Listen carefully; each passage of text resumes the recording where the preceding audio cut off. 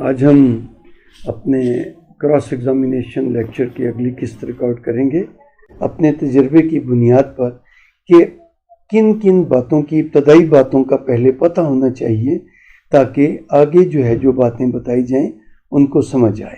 دیکھیں، گواہان تمام مقدمے میں تو ایک جیسے ہوتے نہیں۔ کچھ گواہان ایسے ہیں جو کہ ہر مقدمے میں لازمی طور پہ ہوتے ہیں، جیسے کمپلیننٹ ہے، جیسے تفتیشی افسر ہے، جیسے محرر ہے، جیسے برندگی کے گواہان ہیں۔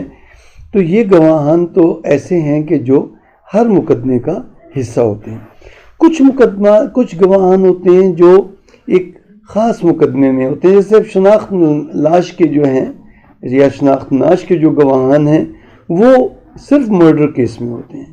جو پٹواری ہے، نقشہ نویس جس کو ہم کہتے ہیں، تو وہ مرڈر کیسز میں ہیں۔ اب چوری کے کیسز میں گواہان کی نسبت اور ہوتی ہے۔ گواہان چشمدید بھی ہو سکتے ہیں، سرکمسٹانشل ایویڈنس بھی ہو سکتی ہے اس میں۔ اسی طرح ڈکیتی کا میں، منشیات کے کیس میں، نیب کے کیس میں، اینٹی کرپشن کے کیس میں گواہان کی کچھ نوعیت مختلف ہوتی ہے، لیکن مستقل گواہان جو ہیں وہ ہر قسم کے مقدمے میں ہوتے ہیں۔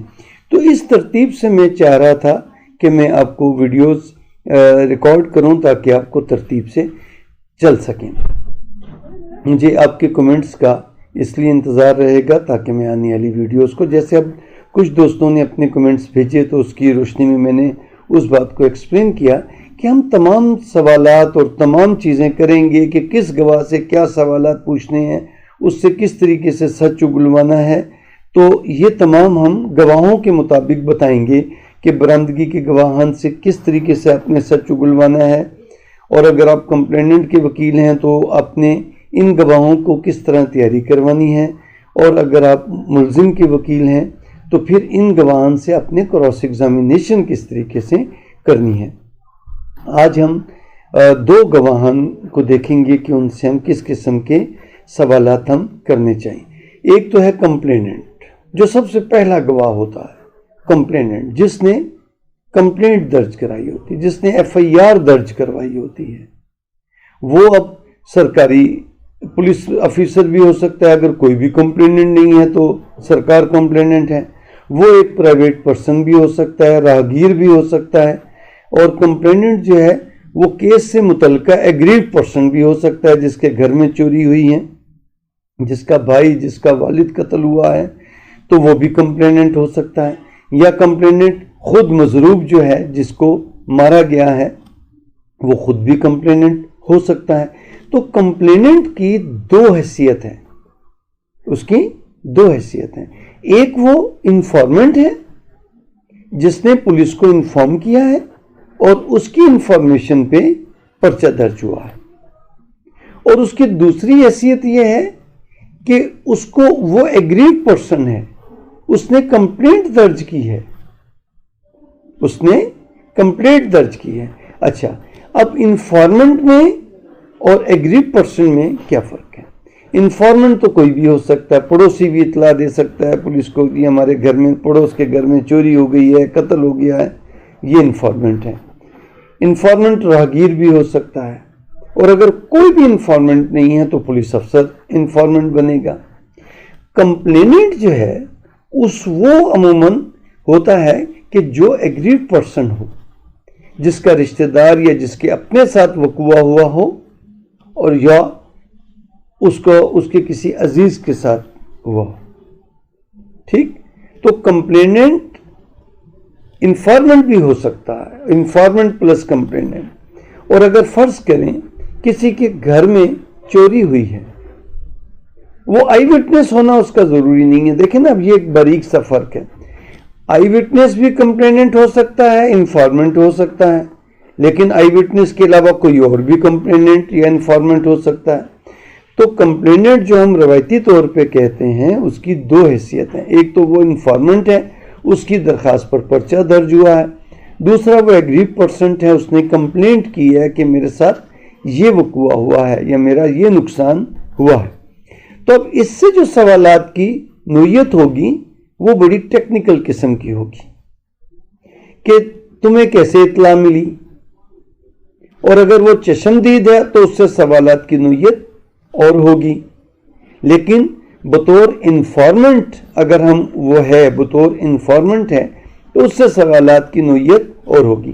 اگر آپ کو ویڈیو کسی بھی طور پہ اگر تھوڑی سی ویڈیو لینتھی ہو جائے تو اس کا حل یہ ہے کہ آپ اس کو 2 یا 3 قسطوں میں اس کو دیکھ لیں. اگر آپ تھک جاتے ہیں کہ 10-15 منٹ کی ویڈیو نہ ہو، 5-7 منٹ کی ویڈیو ہو.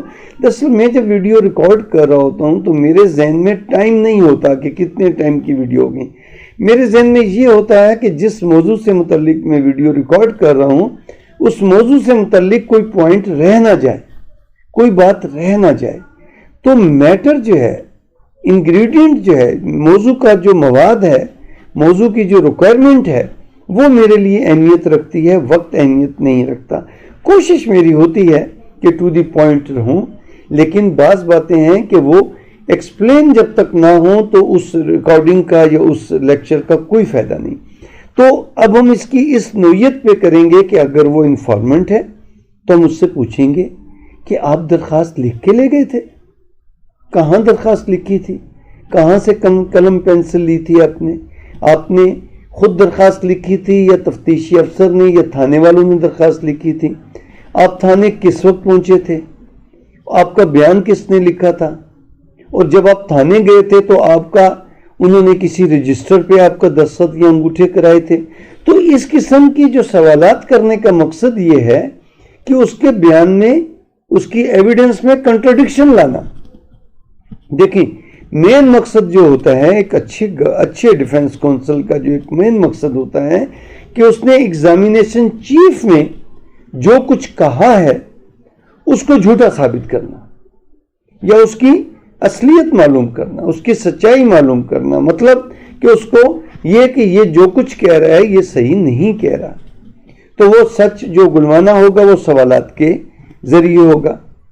تو دوسرا مقصد یہ ہوتا ہے کہ ایگزامینیشن چیف کے ساتھ ساتھ اگر آپ سمجھتے ہیں کہ یہ کسی اور بات کا بھی ریلیونٹ گواہ ہے، کسی اور ایویڈنس کا بھی ہے، لیکن اس نے ایگزامینیشن چیف میں اس کا ذکر نہیں کیا، جان بوجھ کے صرف انفارمنٹ بنا ہوا ہے، اس کو موٹیو کا بھی پتا ہے، اس کو رشتہ داریوں کا بھی پتا ہے، اس کو اصل واقعات کا بھی پتا ہے، تو پھر آپ نے اس کو اس طریقے سے سوال پٹ کرنا ہے کہ وہ اس کا گواہ بن جائے. ڈائریکٹ آپ نہیں پوچھ سکتے کہ بتاؤ بھئی وجہ انات جو ہے وہ یہ تھی.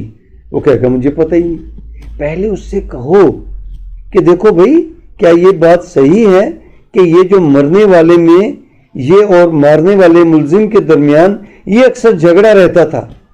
اگر وہ کہہ دیتا ہے ہاں جی تو بس اب وہ وجہ انات کا گواہ بن گیا. اب آپ اس سے آگے کا آپ کے پاس اگلے سوالات کا دروازہ کھل گیا. تو اب آپ اس کے وجہ انات کو زیادہ ڈیٹیل سے جا کے آپ سوالات پوچھ سکتے ہیں. اگر آپ اس کو اس چیز کا گواہ نہیں بنائیں گے تو آپ آگے وجہ انات کے سوالات نہیں پوچھ سکتے، آپ دشمنیوں کے سوالات نہیں پوچھ سکتے. کیوں کہ ایگزامینیشن چیف کے مطابق اپنے گواہان اپنے سوالات پوچھنے ہیں. لیکن اگر آپ کی کراس ایگزامینیشن میں وہ برآمدگی سے متعلق بھی اگر کوئی بات مان جاتا ہے تو پھر آپ کو لائسنس مل جاتا ہے، پھر آپ کو ایک اجازت مل جاتی ہے کہ آپ برآمدگی سے متعلق، وجہانات سے متعلق، فاصلہ جات سے متعلق، رشتہ داریوں سے متعلق اس انفارمنٹ سے اگر آپ سمجھتے ہیں کہ اس کو یہ معلومات تو آپ کو اپنا کلائنٹ دے گا.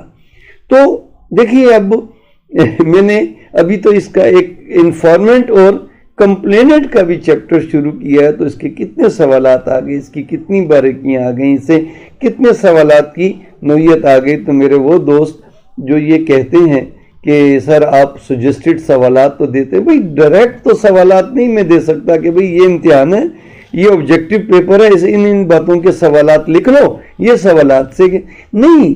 اس گواہ کو کس طریقے سے سوالات کے ذریعے آپ نے اپنے مقصد کی باتیں نکلوانی ہیں، یہ فن ہے کراس ایگزامینیشن کا. کوئی لگے بندے سوالات نہیں ہیں، کوئی میں نے کہا نا ناپ تول کا اشاریہ نظام نہیں ہے کراس ایگزامینیشن کہ یہ سوال کر دو نہیں.